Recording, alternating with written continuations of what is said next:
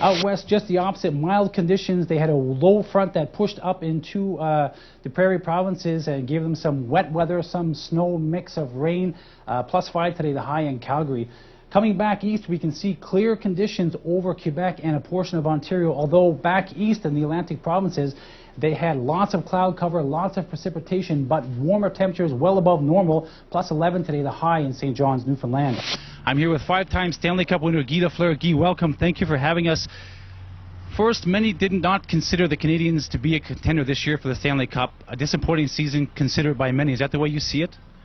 Well, it's at the beginning, everybody thought they would go for it, but being a contender for the Stanley Cup.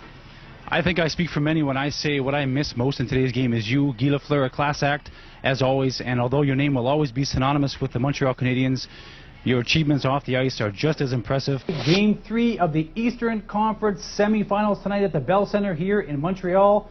And fans rallying behind their team, trying to get back into the series, down 2-0 to the Bruins. Just past the halfway point of the first period, Christopher Higgins gets the Habs on the board. Visitor from Korea. Just a quick question about the Montreal Canadiens. How do you feel? Are you a big hockey fan of Montreal? Yes. Yeah? You watch them religiously, the Canadians? Not that much, no, but... Big fan. Who's your favorite player? Koivu. Koivu. Good stuff. Thank you very much, Kuhn. There you have it from one of the Habs fans visiting from out of town. And then we stayed with the Canadians from there on. Out of all these players, even your coaches, GMs that you were associated with when you were playing, can you maybe choose one as that, I won't use the word role model, but someone who maybe gave you that little extra push when you were playing? Well, like I was saying, it's hard to choose one. You know, just to be sitting beside Rocket in the dressing room was something special. He's the only one that really carries the torch so well for all the hockey players. Well, speaking of carrying the torch, your resilience and your determination, not only on the ice but in the business community as well, is unmatched. I believe that you're a role model for everyone who crosses your path, including myself. With Dickie Moore, I'm Robert Key in Montreal for CMTS Sports. In today's NHL, more and more players are being criticized for their flamboyant on-ice celebrations. The most recent being Alexander Ovechkin of the Washington Capitals.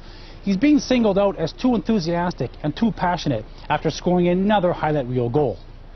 Correct me if I'm wrong, but with the state of today's economy, shouldn't we have something to get excited about? The last time I checked, we were allowed to celebrate achievements, and it was free. LeBron James and the Cavs are awaiting their opponent for the conference semifinals. Atlanta, Orlando, and the Celtics will all try to close out their series tonight. NHL action resumes this evening as well. The Canucks, the lone Canadian team remaining, face off against Chicago at the noisy United Center in Game 1 of the Eastern Conference semifinals. Tomorrow night, Boston and Carolina square off, as will the surprising Anaheim Ducks against the Red Wings.